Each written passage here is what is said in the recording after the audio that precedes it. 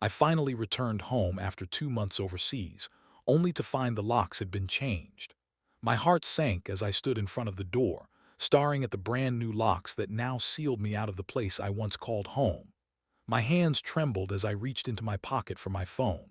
My mind raced, and a wave of confusion hit me like a crashing wave.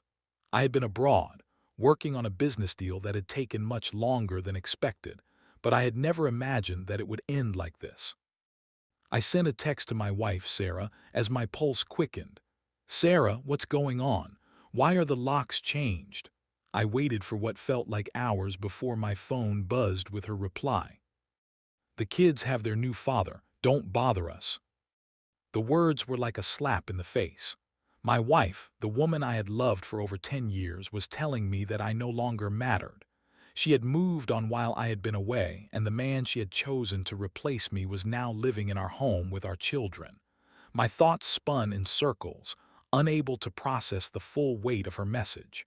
Was this a joke? Was it even real? I gritted my teeth and took a deep breath, trying to steady myself.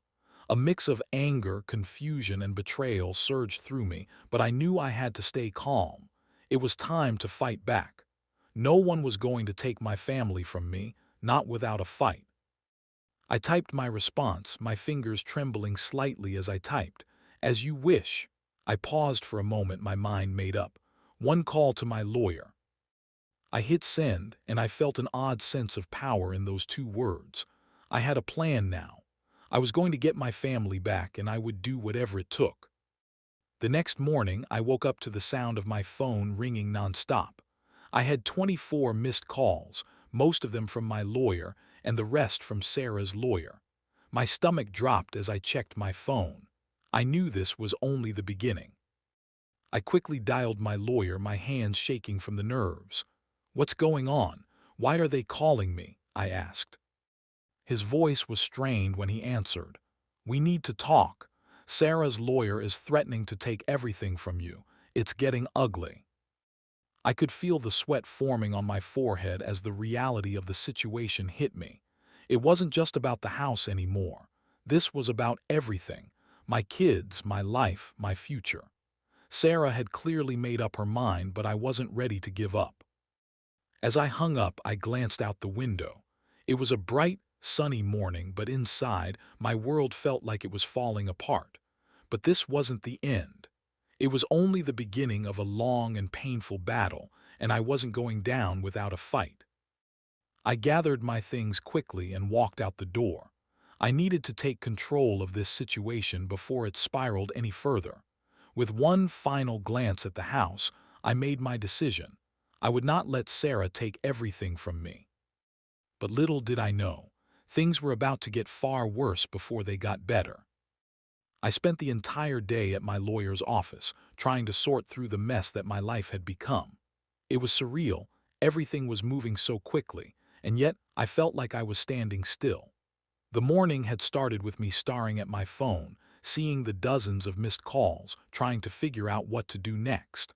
The fight for my family had already begun, but the first battle would be in court, and I wasn't ready for the storm that was coming. I sat across from my lawyer, Mark, a calm and collected man in his late 40s. He had been my lawyer for years, always handling the small things, the contracts, the business deals. But today, he wasn't just a lawyer. He was my lifeline. "We need to take this slow," Mark said as he shuffled through the papers on his desk. "They've already filed for full custody, and they want the house. They're accusing you of abandonment. Sarah's lawyer is pushing for a quick settlement." I leaned forward, my hands clenching into fists. "She's lying. I didn't abandon them. I was working for us. I thought everything was fine." Mark sighed, rubbing his temples. "I know, but they don't care about the truth. It's about winning now. We need to be strategic." I felt a sense of helplessness creeping in. It felt like I was fighting a battle where the odds were stacked against me. But I wasn't going to back down. Not now. Not ever. "What do we do next?" I asked, my voice barely above a whisper. Mark looked me in the eye. "First, we gather everything we can. Your finances, your work schedule, your communication with Sarah while you were away. Anything that proves you were providing for the family, that you were still involved. We need evidence." I nodded, but my mind was elsewhere. I couldn't stop thinking about the moment I'd stood in front of the locked door reading Sarah's message. The kids had their new father. The words echoed in my mind, making me sick. I couldn't accept it. I couldn't let someone else replace me in their lives.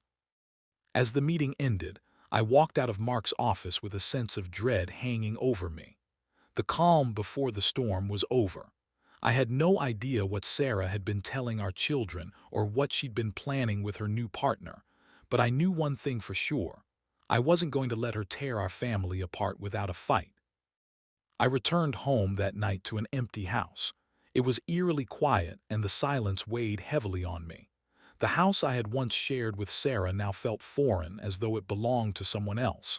I went to bed early, trying to clear my mind, but the anxiety kept me awake. The next few days were going to be crucial. Everything was on the line. As the night wore on, I thought about my children. Emily and Jake, my two little ones, had always been my world. The thought of not seeing them every day, of them growing up without me, filled me with a deep, aching emptiness. I promised myself that no matter what happened, I would fight for them. I would do anything to keep them in my life. The next morning, I received another call, this time from Sarah's lawyer.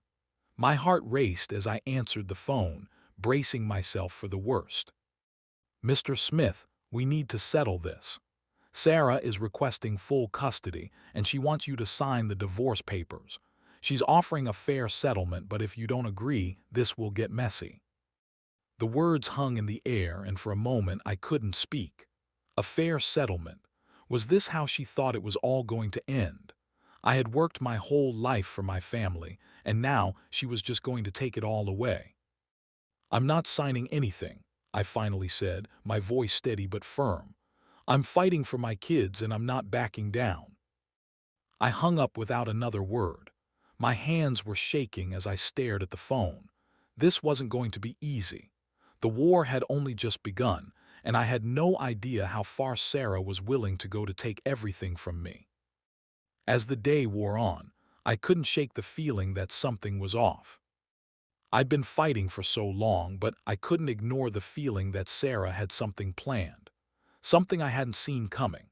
She had always been a calculated person, and now, with everything on the line, I knew she was playing the game with a ruthlessness that would stop at nothing to win.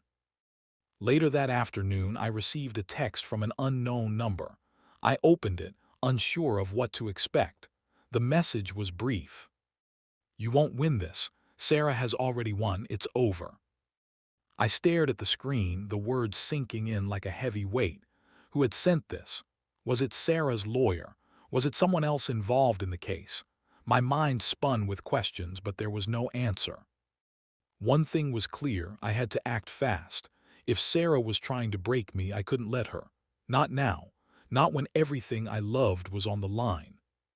The next morning, I was sitting in my car, parked outside the courthouse, my heart racing. I knew today was going to be a turning point. The stakes had never been higher, and the weight of what was at risk, my kids, my home, my life, was almost too much to bear. I had one shot at this, one chance to make everything right. As I opened the door to the courthouse, I felt the familiar surge of adrenaline. I was ready for whatever Sarah had planned. Whatever game she was playing, I was going to win.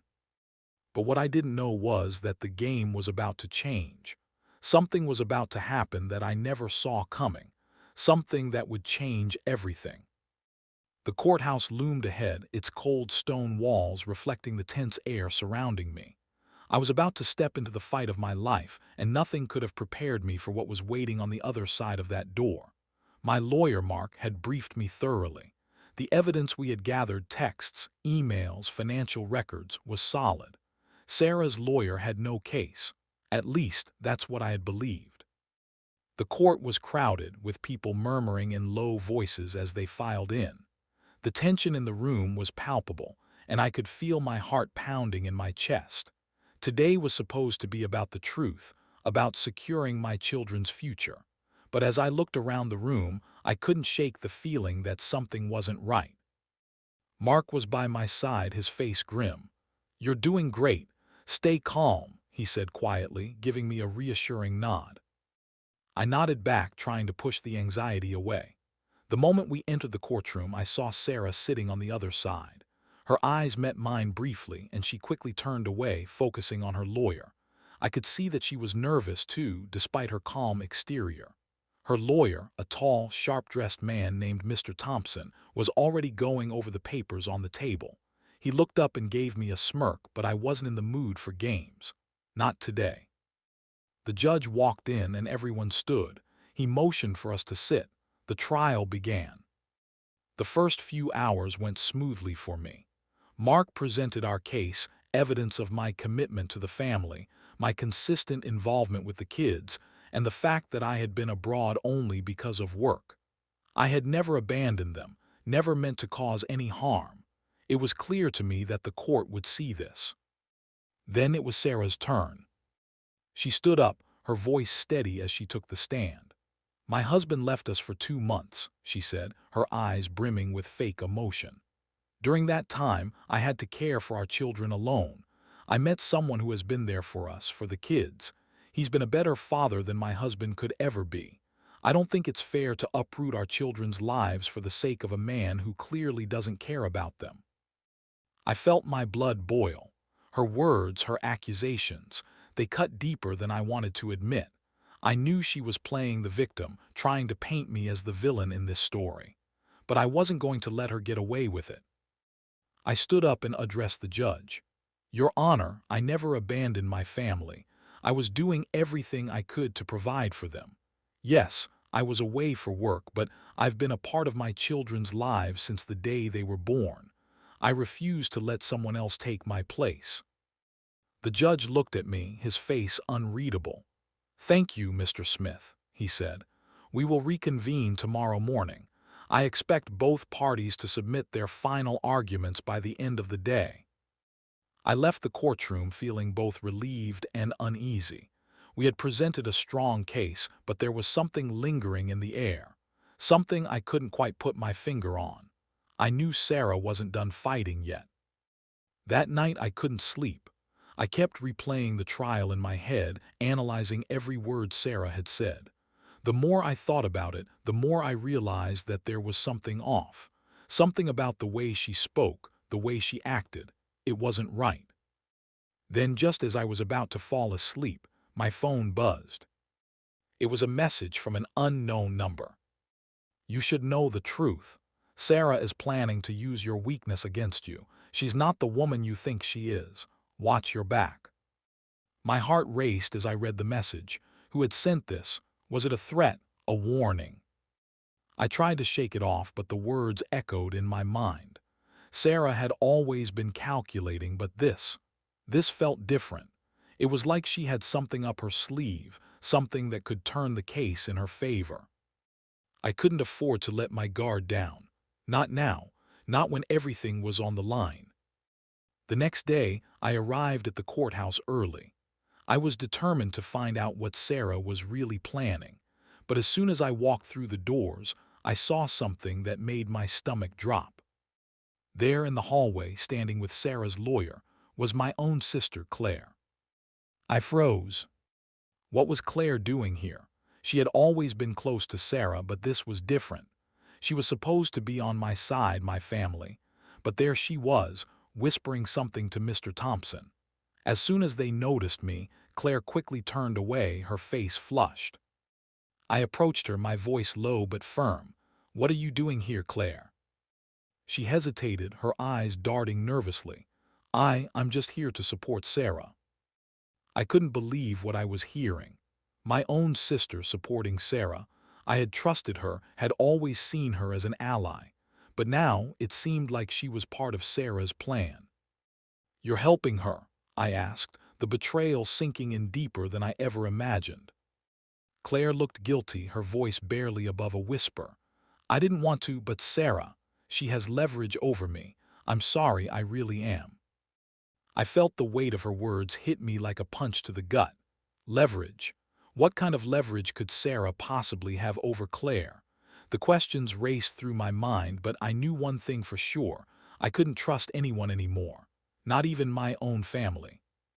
Just then I saw Sarah in the distance, walking toward us with a smug expression on her face. She had won. I could see it in her eyes. She had already turned everyone against me, and now it was only a matter of time before the court would do the same. But I wasn't ready to give up, not yet. The following days passed in a blur. The courtroom had become my battleground, and every moment there felt like I was stepping deeper into a trap I hadn't seen coming. The shock of Claire's betrayal still lingered in my mind, but I pushed it aside. There was no time for self-pity. I had to stay focused if I wanted to win this fight. Each night I found myself unable to sleep. I kept replaying the same thoughts over and over in my head. Why had Claire chosen Sarah's side? What kind of leverage could Sarah have over her? I couldn't figure it out. But what I did know was that Sarah was playing the long game. This wasn't just about me anymore. It was about destroying everything I had. As the final day of the trial approached, I found myself standing outside the courthouse, staring up at the tall stone building. The weight of what was at stake pressed down on me like a heavy stone. My kids, my home, my reputation, it was all on the line. Mark had done his best to prepare me for the worst, but nothing could have prepared me for what was about to happen. I felt a pit in my stomach as I walked into the courtroom, my heart thundering in my chest. The moment I stepped inside, I saw Sarah sitting there, her expression calm, almost smug. I knew she had something planned, something that would turn the entire case in her favor. Mark stood beside me, his eyes scanning the room. "We've got this, just stay focused." I nodded, though the doubt inside me made it hard to concentrate. I couldn't shake the feeling that something was about to break. The trial began, and everything seemed to unfold in slow motion. Sarah's lawyer, Mr. Thompson, began his closing argument. His words were carefully chosen, each one meant to twist the narrative in Sarah's favor. He spoke of my abandonment, my lack of responsibility, painting me as a man who had put his career before his family. Every word stung, but I held my ground. I knew the truth, and I wasn't about to let anyone distort it.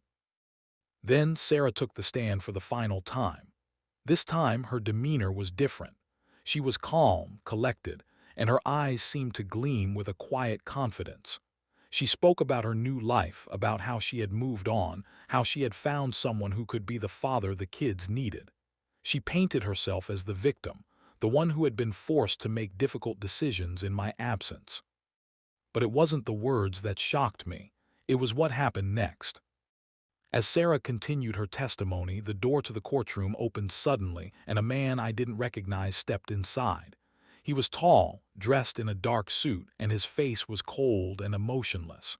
He walked straight to Sarah's side, sitting down next to her. The court murmured in confusion. Who was this man? Sarah smiled at him, her hand resting on his arm, and the realization hit me like a slap to the face. It was him, the new father. My stomach twisted into knots as I watched him. He was calm, almost too calm, as if he had been a part of this plan all along. I could feel my anger rising, my heart pounding as I tried to make sense of everything. Had she been seeing him the whole time I was gone? Was he the one she had been telling the kids about? Then, without warning, Sarah turned to the judge, her voice steady as she spoke. "Your Honor, I'd like to submit new evidence." The judge nodded, and Sarah's lawyer handed over a stack of papers. As the documents were passed around the room, I felt a chill run down my spine. What was this? "These are text messages and photos," Sarah said, her voice unwavering. "These are from the defendant, Mr. Smith. They show that he was more interested in his work than in his family. They also include inappropriate communications between him and an employee at his company, which I believe shows that he was not a faithful husband." I blinked, unable to process what was happening. In that moment, everything felt like it was falling apart. The evidence Sarah had just presented was damning. The text messages were personal, private conversations I had had while I was overseas. They were innocuous, but with the right context, they could be twisted into something much worse. And the photos, I had no idea what they were referring to. But one thing was clear: Sarah had planned this. She had been preparing for this moment. I felt my blood run cold as I tried to stay calm. Mark leaned in, whispering urgently in my ear, "Don't panic. We'll fight this. We'll prove these are fabricated." But I wasn't so sure anymore. How could we prove that? How could I fight something I didn't even understand? The judge nodded, his face unreadable. "We will take a brief recess to review the evidence," he said. The next few minutes felt like hours. My mind raced, trying to make sense of what had just happened. But the truth was, I was losing control of this case. Sarah had always been one step ahead, and now it felt like she had won. I was on the verge of losing everything: my family, my home, my dignity, and I couldn't see a way out. But just as I was about to give up hope, Mark turned to me with a determined look in his eyes. "We're not done yet. We've got a plan, trust me." As we waited for the judge to return, I knew that the storm was about to break. But what I didn't know was that the twist in this story was about to take an even darker turn. Sarah had played her cards well, but I wasn't ready to give up just yet. I had to find out what she was hiding, and I had to do it quickly. The courtroom was deathly silent as the judge returned to his seat, the weight of the new evidence hanging in the air like a storm cloud. I tried to focus on Mark's reassuring presence beside me, but the doubt was growing in my chest. Sarah had played her cards well, too well. Her new partner was sitting there smugly, and the evidence she had just submitted seemed damning. I was losing ground, and every second that passed felt like a countdown to my defeat. The judge picked up the stack of papers Sarah's lawyer had presented and began to skim through them, his face unreadable. My mind raced as I tried to piece together what had happened. Who was this man? What were these photos and texts? How had Sarah gotten them? "Mr. Smith," the judge's voice cut through my thoughts, "I assume you have a response to this new evidence." I stood up, my heart pounding in my chest. "Your Honor, I don't know where this evidence has come from, but I can assure you it has been fabricated. These are not real texts. They are taken out of context, and the photos, I don't even know what they're referring to." Mark stood beside me, his voice calm but firm. "We request that these materials be scrutinized. We have reason to believe they were altered or manipulated to fit a narrative that is not true." Sarah's lawyer, Mr. Thompson, stood up with a smug grin. "The evidence speaks for itself, Your Honor. It shows a clear pattern of neglect and infidelity on Mr. Smith's part. We have every right to present it to the court." I felt my frustration rising. Every word that came out of his mouth felt like a personal attack, like he was pulling my life apart in front of me. But I couldn't afford to lose control. Not now. I had to stay focused on the bigger picture. The judge listened carefully, then turned his gaze on me. "I will allow both sides to present their final arguments tomorrow. We will reconvene then." As the session ended, I walked out of the courtroom in a daze. The day had felt like a blur of accusations and counterclaims, and I didn't know where I stood anymore. I couldn't shake the feeling that Sarah had planned this all along. She had known exactly what to do to turn the court against me. She had her new life with her new partner, and now it seemed like she was going to take everything from me. I didn't know how much more I could take. That night I lay awake in bed, my mind swirling with thoughts of the trial and the evidence Sarah had presented. I couldn't understand how she had gotten the photos, the texts. They felt like they had been pulled out of thin air. But as I lay there, I realized something. There had to be a way to prove they were fake. There had to be something I could do to turn the tide back in my favor. I picked up my phone and started going through my messages. I searched for anything that could prove my innocence, anything that could show the court the truth. And then, as I was scrolling, something caught my eye. An old email from my assistant. It was from when I had been overseas, and it was about a work meeting I had attended in a different city. The email contained the dates and times of the meeting, and it showed I had been in another country at the time some of the supposed texts from Sarah were sent. I sat up straight, my heart pounding. This was it. This was the proof I needed.